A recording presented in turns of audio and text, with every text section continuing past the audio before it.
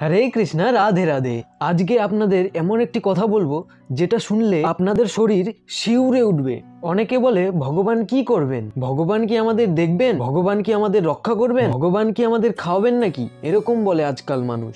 কিন্তু আপনারা কি জানেন শ্রীমদ্ ভাগবত গীতার 9 চ্যাপ্টার 22 নম্বর শ্লোকে ভগবান শ্রীকৃষ্ণ বলেছেন, অনন্যাস চিন্ত্যন্তো মাম ইয়ে জনাহা পর উপাসতে তেষাম নিত্যাভিযুক্তানাম যোগক্ষেমং বহাম্যহম।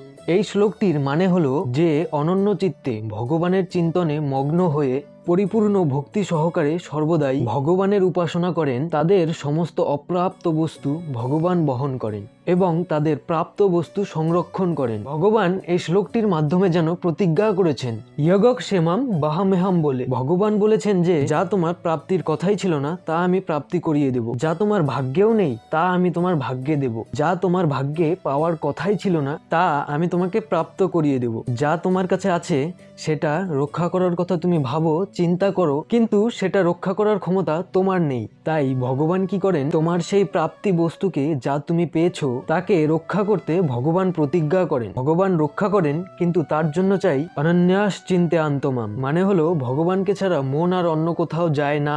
তাকে ভগবান সকল জ্বালা যন্ত্রণা দুঃখ কষ্টের থেকে রক্ষা করেন, এমনকি তার আহার পর্যন্ত ভগবান বহন করে মাথায় করে নিয়ে যান। তাই এই ভিডিওটি তাদের কাছে শেয়ার করো যারা আমাদের ভগবানকে নিয়ে নিন্দা করে, আর যারা ভগবানকে স্মরণ করো তারা অবশ্যই কমেন্ট করে জানাও।